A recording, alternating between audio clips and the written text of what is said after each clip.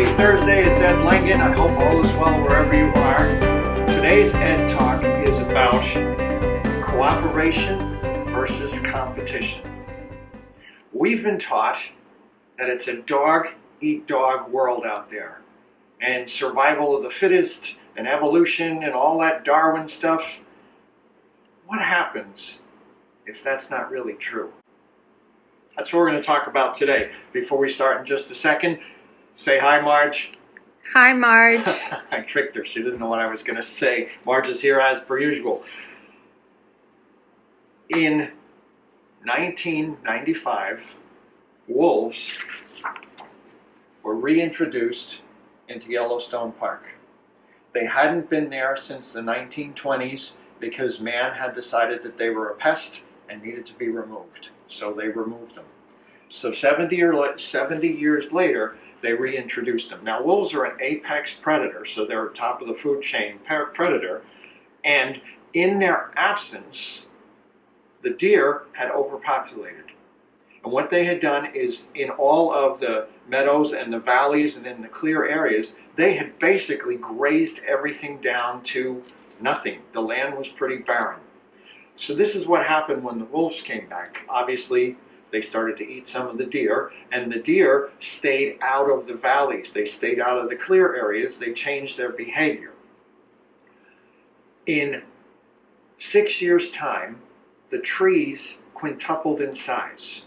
Willow grew, aspen grew, cottonwood grew, and when that happened, the birds came back.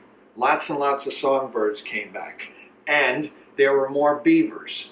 And when the beavers made more beaver dams and more habitat, that increased all kinds of water birds and otters and fish and turtle and frogs and all of those kinds of things.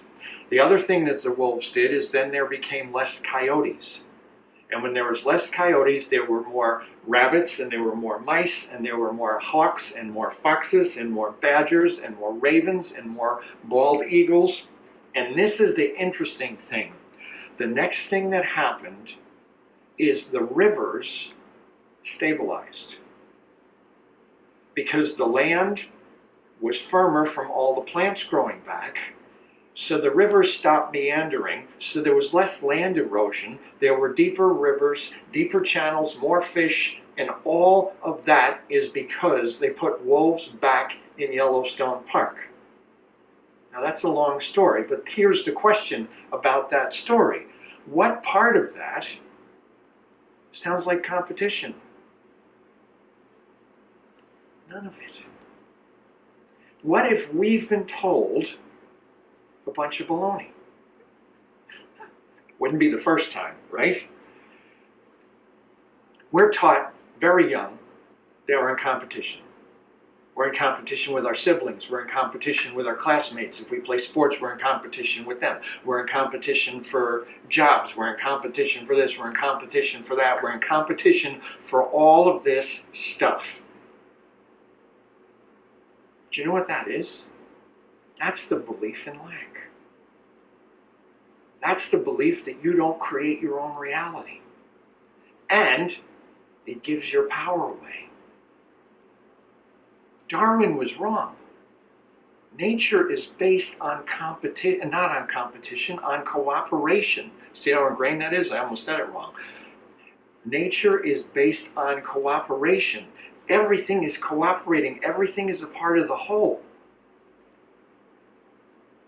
This is a change in a paradigm. This is the new understanding that's coming as our consciousness raises and as we learn and understand new things. Competition is not true. And competition is part of the problem that we're dealing with everywhere. The government no longer is about taking care of what's best for the people. It's about winning and losing because they're in competition with each other. Cooperation is the key. Cooperation is the new paradigm. Cooperation is where we're evolving to as a species.